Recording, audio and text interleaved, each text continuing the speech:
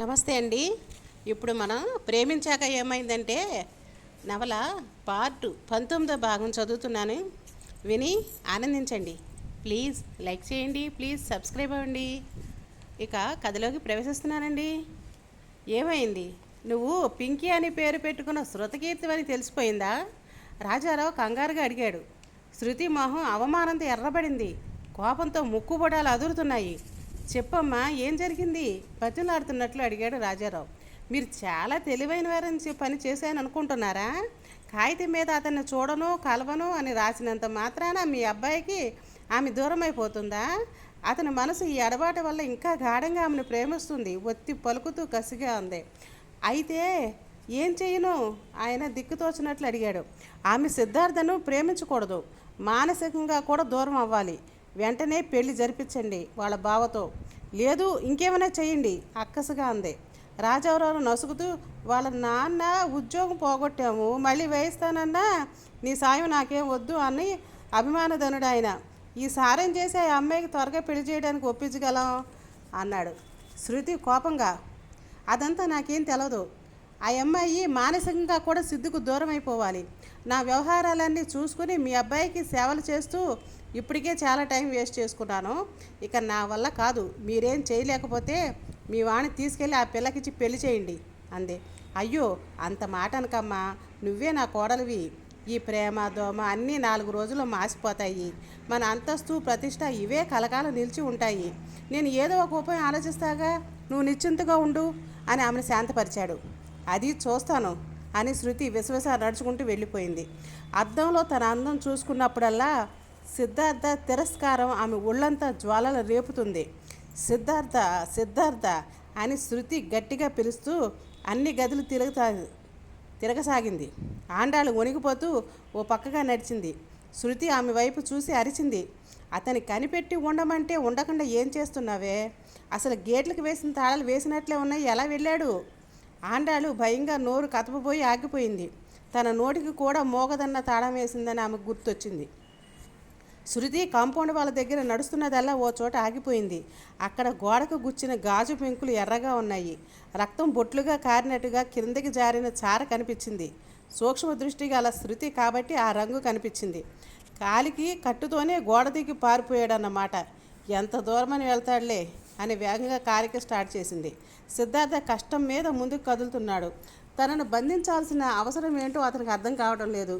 పింకీ పట్ల తనెంతో కృతజ్ఞతతో ఉంటే ఆమె తన పట్ల ఆ విధంగా ప్రవర్తించడం కూడా ఆశ్చర్యంగా ఉంది. ఇంకా అడుగు తీసి అడిగి వేసే శక్తి లేక ఆగిపోయాడు. కారు వచ్చి పక్కన ఆగింది. నడిచింది చాలు, ఇంకా కారెక్కండి, డోర్ తెరుస్తూ అంది శృతి. సిద్ధార్థ వాడిగా ఆమె వైపు చూస్తూ అన్నాడు. నేను నీతో రాను. నన్ను నీ పంజరంలో చిలకను పెంచుకున్నట్టు ఉంచుకోవాలని అనుకుంటున్నావేమో. ఆ చివరిది నిజం, ఆమె నవ్వింది. స్త్రీ అంటే నాకు బాగా గౌరవం, ప్లీజ్ దాన్ని పోగొట్టుకు అన్నాడు. నీ గౌరవాన్ని పెంచుతాను కానీ ప్లీజ్ సిద్ధు నాతో రా, ఆమె బజలాడింది. వద్దు, ఇంటికి వెళ్తాను, పనుంది అన్నాడు. నేను తీసుకువెళ్తాను. నేను నమ్మను. నీ కీర్తి అడ్రస్ కావాలంటే కారెక్కు. చాలా మామూలుగా ఉంది ఆమె స్వరం. సిద్ధార్థ ఉలిక్కి పడ్డట్టు చూశాడు. నీకు నా కీర్తి తెలుసా? ఆమె నవ్వింది. జీవితానికి శృతి లేని శృతకీర్తి కూడా తెలుసులేరా. ప్రేమను ఇంద్రజాలంతో పోలుస్తారు, కానీ ఇంద్రజాలం కేవలం కనికట్టు మాత్రమే అన్నది నా నమ్మకం. అందుకే నేను ఒక రాత్రి ట్రైన్లో కలిసి ప్రేమించిన నీ ప్రేమను నమ్మలేకపోతున్నాను. నీ గురించి ఏమీ తెలియని ఓ మధ్యతరగతి అమ్మాయి నీ జీవితంలో ప్రవేశించి నీకు ఆనందం ఇవ్వాలని కొన్నిదని భావిస్తున్నాను. ఆ అమ్మాయి విషయానికి వస్తే అందనిది అన్నీ అద్భుతంగానే ఉంటాయి. ఫెయిరీ టేల్స్లో సెండ్రెల్లా కథ చదువుకోలేదా? కానీ నీ ఖరీదైన అలవాట్లు ఆనందాలు ఆమె నీతో కలిసి ఆనందించగలదా? నీతో స్కైయింగ్కి వస్తుందా? పబ్బులో ఫ్రీగా కూర్చోగలుగుతుందా? కనీసం నీ జర్నీని డ్రైవ్ చేయగలదా? నువ్వు 60,000 పెట్టి ఒక పెయింటింగ్ కొని కానుకగా ఇంటికి తీసుకొస్తే ఖరీదు గురించి ఆలోచించకుండా సంతోషపడగలదా? ఇవన్నీ డిఫరెంట్ లైఫ్ స్టైల్స్ మధ్య వచ్చే సంఘర్షణలు.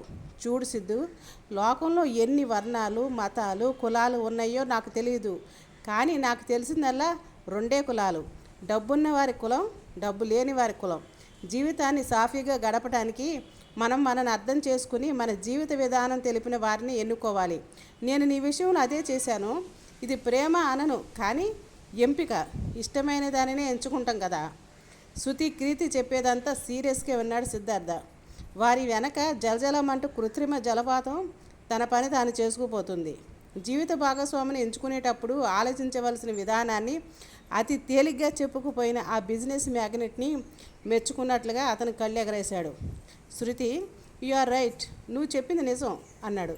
ఆమె గర్వంగా చూసింది. ప్రేమ అనే అద్భుత వరం నీకు జీవితంలో లభించినంతవరకు ఇలాగే ఆలోచిస్తావు. ఇది నీ తప్పు కాదు అన్నాడు. ఆమె విసుగ్గా అతని కళ్ళలోకి చూసింది. ఆండాళ్ళు అందమైన టీ సెట్టుతో వచ్చి టీ సర్వ్ చేయబోయింది. శృతి ఒక వేలుతో ఆమెను వెళ్ళమని సైగ చేసింది. తనే టీ కలుపుతూ సిద్ధు చెప్పబోయే దానికోసం ఎదురు చూసింది. ఒక మనిషిని అధికారంతో బంధించడానికి, అనురాగంతో కట్టిపడేయడానికి ఉన్న తేడా. నువ్వు నా కాలు విరగ్గొట్టించి ఈ ఇంట్లో ఖైదు చేసి స్వంతం చేసుకున్నాను అనుకున్నావు. ఇంకా కాస్త ముందుకి వెళ్ళి మగాడి మనసులో ప్రేమకి శరీరపు ఆకలికి సంబంధం లేదని ఆ ప్రయత్నంలోనూ నన్ను పరీక్షించావు. నో నో అరిచింది శృతి. ఆమె చేతులు వణుకుతున్నాయి. కప్పు టీపై మీద పెట్టేస్తూ కంగారుగా అంది. నేను నీ కాలు విరగొట్టానా? అలా భావిస్తున్నానా? తప్పు. నిజంగా నేను యాక్సిడెంట్లుగానే చూసే తీసుకొచ్చాను. కానీ సిద్ధార్థమని మాత్రం తెలుసు, అందుకే ఇక్కడ తీసుకొచ్చాను. అంతే, నన్ను నమ్ము. నేను కొట్టించదలుచుకోలేదు. ప్లీజ్ బిలీవ్ మీ వేడుకోలుగా అంది. అయితే అంత నిర్దాక్షిణ్యంగా నన్ను కొట్టవలసిన అవసరం ఎవరికుంది? వాడిగా అడిగాడు. బహుశా మీ నాన్న ఈ పని చేసి ఉండొచ్చు, టీ అందిస్తూ అంది. సిద్ధార్థ తల అడ్డంగా ఊపాడు. ఆయన నా కోసం ఇతరులను హింసిస్తాడేమో కానీ నన్ను హింసించాలనుకోడు అన్నాడు. శృతిగీతి నవ్వింది. ఎందుకు నవ్వుతున్నావు? ఆస్తి కోసం అన్నదమ్ముల్ని చంపేవాళ్ళని, కన్నపిల్లల్ని అమ్ముకునే వాళ్ళని, అక్క చెల్లెల్ని చెరపెట్టే వాళ్ళని నేను చూశాను. ఈ డబ్బు అనేది ప్రేమ కన్నా 1000 టైమ్స్ ఎక్కువ కిక్కిస్తుంది. నా ఆస్తి ఎంతో ఆడిటర్ అయినా ఆయనకే బాగా తెలుసు. ఇలాంటి కోడల్ని చేజారిపోనివ్వకుండా ఉండేందుకు ఆయన ఏమైనా చేయగలడు. ఇలా అంటున్నానని ఏమనుకోకు. వయసులకు గౌరవం ఇవ్వడం, మనుషులకు విలువ ఇవ్వడం నన్ను తగ్గించేసింది ఇలాంటి మనుషులను చూశాకే. సిద్ధార్థ బాధగా చుట్టూ చెరుపుకున్నాడు. నెమ్మదిగా అన్నాడు. అయ్యో, మీకు నేనెలా చెప్పగలను? ప్రేమ అంటే ఆధారపడటం అధికారం కాదు. సహచర్యం అంటే జీవిత భద్రత మాత్రమే కాదు. స్త్రీ పురుష సంగమం ఒప్పందం కాదు. కట్నాలు కానుకలు వాగ్దానాలు కానే కావు. శృతి కళ్ళలోకి గుచ్చుగుచ్చు చూస్తూ అన్నాడు. మీ ఓటమిని పరిణతితో తలపైకెత్తుకుని ఎదుర్కోండి. చిరునవ్వుతో దాన్ని తల విదిలించి వదిలేయండి. అంతేగాని చిన్న పిల్లోడితో ఉక్రోషంతో రగిలిపోతూ వేరొకరి జీవితాన్ని శపించకండి. జీవనాధారం అయిన సూర్యరశ్మి కూడా ఎక్కువగా సోకితే చర్మాలు కాలిపోతాయి. ఆత్మ అనే తోటలో ప్రేమ అనే మీ పుష్పాలు మీరే పూయించుకోండి. వేరొకరు తెస్తారని ఆశపడకుండా మీకు శక్తి ఉంది. మీరు బలవంతులు. మీరు విలువైన వారు. ఇతరులకు ఉపయోగపడతారు. ఏదైనా పరిశ్రమతో సాధించవచ్చు. డబ్బు, కీర్తి, ఆనందం అన్నీ. కానీ అతి కఠోర పరిశ్రమతో మాత్రమే సాధించగలిగేది క్యారెక్టర్. అందుకే ఈజీగా సంపాదించిన ఏదైనా వదులుకో. అతి కష్టం మీద సాధించిన అమూల్యమైన క్యారెక్టర్ని కాదు. చివరి మాట చెబుతూ అతను లేచాడు. కంసాలి కొలుములో కాలి వచ్చిందే స్వచ్ఛమైన బంగారం. శృతి 2 చేతులు కలిపి చప్పట్లు కొడుతూ నవ్వింది. సిద్ధార్థ ఆశ్చర్యంగా చూశాడు. ప్రేమ గురించిన మీ నమ్మకాన్ని కొడుతున్నాను ఈ చప్పట్లు అంది. నా నమ్మకం నాకు గెలిచే శక్తినిస్తుంది అన్నాడు. ఒకవేళ ఓడిపోతే నా దగ్గరికి రాసిద్దు అంది. ఎందుకు? నీ ఇంట్లో బంగారు చేయంతో కట్టిపడేయటానికా? కాదు, జీవితంలో నేను నేర్చుకొని ప్రేమ అనే సబ్జెక్టు నాకు టీచ్ చేయటానికి అంది. సిద్ధార్థ నవ్వాడు. మనస్ఫూర్తిగా నవ్వాడు. తెలిసే రోజునే చెప్పేవాడు కూడా వాళ్ళంతా వాళ్ళే వస్తారు బాయ్ అని కదిలాడు. డాక్టర్ ఫోన్ చేశాను, వచ్చి కట్లు ఇప్పుతానన్నారు అంది. ఈ కట్లు నేనే విప్పుకుంటాను. ఇంకో పెద్ద కట్టు ఉంది, దాన్ని విప్పుకోవడానికి వెళ్తున్నానని చెప్పు. ప్యాకెట్ నైఫ్ తీసి ప్లాస్టర్ను ఓడదీసే ప్రయత్నం చేస్తూ అన్నాడు. శృతకీర్తి టీ సిప్ చేస్తూ అతన్నే చూస్తూ కూర్చుంది. కొండ శిఖరాన్ని అధిరోహించానన్న ఆనందం ఏముంటుంది మనిషికి? మధ్యలో భయంకరమైన లోయ లేకపోతే. కీర్తి ఇలారా. ఉదయ పిలుపు వినిపించగానే కీర్తికి భయం మొదలైంది. అతని ఇంట్లో ఒక్కడే ఉన్నాడు. అత్తయ్య వదిన వాళ్ళ గుడికి నన్ను తీసుకెళ్ళినా బాగుండేది అనిపించింది. ఈ మధ్య ఉదయం తీరు మారిపోయింది. కీర్తి, ఉదయ్ గట్టిగా పిలిచాడు. వస్తున్నా అంటూ లేచి వెళ్ళింది. నీకు ఒక్కసారి పిలిస్తే వినిపించడం లేదేమిటి? ఏమంత దూరంగా ఉన్నానని కొంపదీసి చెవిటి పిల్లను కానీ అంటగడతలేదు కదా నాకు అన్నాడు. ఆమె మౌనంగా నిలబడింది. ఈ షర్టుకి బటన్ కుట్టిపెట్టు, గుండెల మీద వేలు పెట్టి చూపిస్తూ అన్నాడు. విప్పియ్యి అందే. ఇలాగే కుట్టు అన్నాడు. ఆమె ఇబ్బందిగా చూసింది. త్వరగా అంటూ తొందర పెట్టాడు. కీర్తి వెళ్ళి దారపిల్లి సూది తెచ్చి కుట్టసాగింది. అతని ఉచ్ఛ్వాస నిశ్వాసాలు ఆమెను సోకుతున్నాయి. కీర్తి తమకంగా పిలిచాడు ఉదయ్. ఆమె భయంగా చూసింది. ఎంత అందంగా ఉన్నావో తెలుసా? ఇంత ఏకాంతంలో నిన్ను ఇంత దగ్గరగా చూస్తుంటే నిగ్రహించుకోవడం నా వల్ల కావడం లేదు. ఆమెను ఒక చేత్తో బలంగా దగ్గరికి లాక్కుంటూ అన్నాడు. కెవ్వుమని అరిచింది కీర్తి. ఏమైంది? కంగారుగా అడిగాడు. సూది చేతిలో గుచ్చుకుపోయింది బావా, విడిపించుకోవాలని చూస్తూ అంది. కీర్తి, దూరంగా జరగకు. ఎలాగో కాబోయే భార్యాభర్తలమే కదా. అందరికీ పెళ్ళయ్యాక శోభనం జరుగుతుంది, మనకి పెళ్ళికి ముందే, అంతే. తప్పేం లేదు, దగ్గరికి రా. ఉదయ్ ఆమెను గుండెలు హత్తుకుంటూ అన్నాడు. కీర్తికి ఉక్కిరి బిక్కిరిగా ఒళ్ళంతా ముళ్ళు గుచ్చుకున్నంతగా బాధగానే ఉంది. వద్దు బావా, వద్దు, నీకు దండం పెడతాను, వదిలేయి అంది. కీర్తి, నాకు కోపం వస్తుంది చెప్తున్నా అన్నాడు. అతను ఆవేశంతో ఎర్రబడ్డాడు. ఉద్రేకంతో ఉన్మత్తంగా ఉన్నాడు. ఆమె లేత శరీరం సోకిన పారవేశ్యంలో ఉన్నాడు. కాబోయే మొగుడినే కదా అన్న ధీమాలో ఉన్నాడు. భగవాన్, నన్ను రక్షించు అనుకుంది పెనుగులాటలో అలసిపోయిన కీర్తి. ఉదయ్ మీదకు వచ్చేస్తున్నాడు. వద్దు, వదులు నిస్సహాయంగా పోరాడుతూ అంది కీర్తి. ఏం పర్వాలేదు, ఉదయ్ క్రిందపడి ఆమెను ఆక్రమిస్తూ అన్నాడు. కీర్తి కళ్ళల్లో నీళ్లు నిలిచాయి. అతను తోసివేయడానికి బలవంతా చేతుల్లోకి తెచ్చుకుని ప్రయత్నిస్తూనే ఉంది. అతని ముఖం ఆమె ముఖం దగ్గరగా వచ్చి ఆగింది. ఆ తర్వాత జరగబోయేది ఆలోచించి ఆమె రెండు కళ్ళు గట్టిగా మూసేసుకుంది. ఈ స్పర్శకి సిద్ధార్థ తాకిన తనువు అల్లల్లాడిపోతున్నట్టు అనిపిస్తుంది. ఈ గడ్డి పువ్వుని నీ చేతితో తాగి గౌరవించావు. పరిమళం లేని పువ్వే కావచ్చు, కానీ నీ పూచికే ఆశపడింది.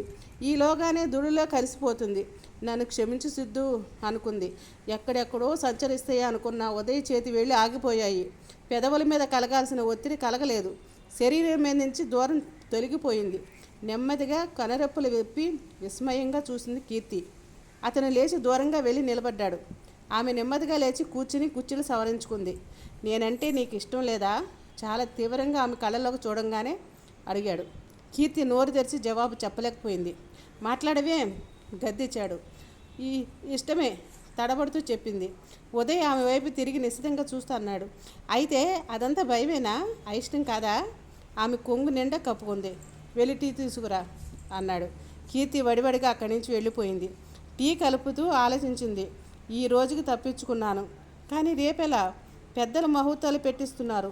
పెళ్ళయ్యాక బ్రతుకంతా ఎలా? రాత్రి అయితే భర్త దగ్గరికి వస్తాడని భయపడే ఆడపిల్లల జీవితం కన్నా నరకం ఏముంటుంది? ప్రతిసారి పొట్లాడుకునే పిల్లుల్లా ఈ సంసారం. ఏదైనా చిన్న హృదయం అనే కటకటాల్లో ప్రేమను బంధించేసుకున్న ప్రతి వాళ్ళు జైల్లో ఉన్నట్లే. మొదటిసారి బడికెళ్ళే పిల్లవాడికి పెద్ద పెద్ద గేట్లు చూడంగానే తెలియని భయం కలిగి పెద్దగా ఏడుస్తారు. ఆ భయం ప్రతిసారి తాళాలు తగిలించినప్పుడు తలుపులను చూస్తే కలుగుతూనే ఉంటుంది. అలాగే హృదయానికి తాళం వేసుకుని బ్రతకటం కదులుతుంటే చాలా భయం వేస్తుంది. ఇప్పుడేం చేయాలి? బ్రతకటమా? ఓడిపోయానని బ్రతుకును సమాప్తం చేసుకోవడమా? విధి బలంగా క్రిందకు పడదోసింది. కష్టపడి లేవటమా? కళ్ళు మూసుకుని పడి ఉండడమా? ఏం చేయాలి? బాధతో కూడిన ప్రేమ హృదయాన్ని కదిలించి దానిలో చైతన్యాన్ని నింపుతుంది. ఈ హృదయ స్పందన జీవించడానికి సంకేతమా, లేక ప్రతిక్షణం మరణించడానికి మార్గమా? సిద్ధు, నువ్వు తప్ప ఎవరు తాకినా ఎదురు తిరిగే ఈ తనువుని ఏం చెప్పి ఓదార్చను? ఏ విధంగా బుజ్జగించను? ఐఎమ్ సిద్ధార్థ చెయ్యి ముందుకు జాపుతూ అన్నాడు. ముక్కు మీదకు కళ్ళజోడు పెట్టుకున్న బట్టతల పెద్ద ఆయన నవ్వుతూ చెయ్యి చాపాడు. కూర్చో. నీ రెజ్యూమ్ చూశాను. నా దగ్గర నువ్వు ఆడిటర్గా చేయాలనుకోవటం నాకు సంతోషమే, కానీ ఇద్దరున్నారు. ఆయన కాస్త నొచ్చుకున్నట్లు అన్నాడు. సిద్ధార్థ రిక్వెస్టింగ్గా, నాకు అకౌంటెంట్ పోస్ట్ ఇచ్చినా పర్లేదు sir, I need a job అన్నాడు. రామ్మోహన్ రావు కళ్ళద్దాలు పైకి తోసుకున్నాడు. బాయ్తో కాఫీలు తెప్పించాడు. తీసుకో బాబు అన్నాడు. Thank you. సిద్ధార్థ నోటి దగ్గరికి కప్పు తీసుకెళ్తుండగా అన్నాడు.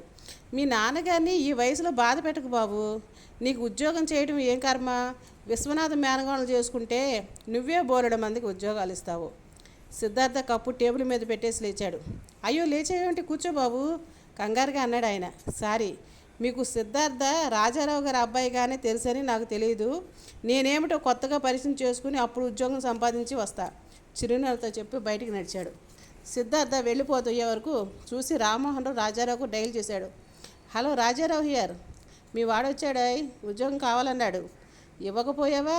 ఆయన ఆత్రంగా అన్నాడు. ఇచ్చే ముందు నిన్ను బాధ పెట్టొద్దని 2 ముక్కలు నచ్చజెప్పపోయాను, లేచి వెళ్ళిపోయాడు. ఛా, తప్పు చేశాను. చేతిలో డబ్బు లేకుండా ఏ అవస్థలు పడతాడో ఏమో ఆయన బాధగా అన్నాడు. నాకు అదే అనిపించి నీకు చేస్తున్నాను. ఎండ కన్నెరగకుండా మన ఇళ్ళల్లో పెరిగిన పిల్లలు బయటికి వెళ్తే బాధేస్తుంది. అవును, థ్యాంక్ యూ, నేను ఎంక్వైరీ చేస్తాను బాయ్. రాజారావు ఫోన్ క్రెడిట్ పెట్టేశాడు. రామ్మోహన్ రావు కూడా ఫోన్ పెట్టేస్తూ, ఇంకా ఈ 60 పడి దాటినా డబ్బు సంపాదించడానికి రాత్రి మగళ్ళు ఎంత అవస్థపడుతున్నాం. సునాయాసంగా వచ్చే డబ్బును ఈ ప్రేమ అనే 2 అక్షరాల కోసం ఈ కుర్రోడు ఎలా వదులుకోగలుగుతున్నాడబ్బా అనుకున్నాడు. మేనేజర్ అని రాసున్న రామ్ రూమ్లోకి ఎంటర్ అయ్యాడు Siddhartha. Yes, what can you do for you? చాలా గంభీరంగా అడిగాడు ఆయన. ఆ 50 ఏళ్ల పెద్ద మనిషి తన జీవితంలో ఎప్పుడు నవ్వి ఉండడేమో అనిపించింది సిద్ధార్థకి. మీ షాపింగ్ మాల్ అంతా చూసాను సార్. క్రాకరీ పెట్టాల్సిన వైపు బాగా దుమ్ము పెట్టుంది. Dust allergy. బొకైటీ ఉన్న వాళ్ళ అటు వెళ్ళడం ఎందుకులే అని కావాల్సిన కొనకుండా మారుకునే ప్రమాదం ఉంది. పైగా టాయ్స్ అనేవి అంత వెనక్గా పెడితే లోపల దాకా వచ్చిన వాళ్ళకి తప్ప కనిపించవు. చిన్నపిల్లలు అమ్మా నాన్నలు చెయ్యి పట్టుకుని షాపు ముందు నుంచి వెళ్తుంటే టాయ్స్ కనిపించేలా పెట్టాలి. అప్పుడే వాళ్ళు పేచీ పెట్టి కాలు బాది ఎలాగైనా పెద్దవాళ్ళని లోపల లాక్కొస్తారు.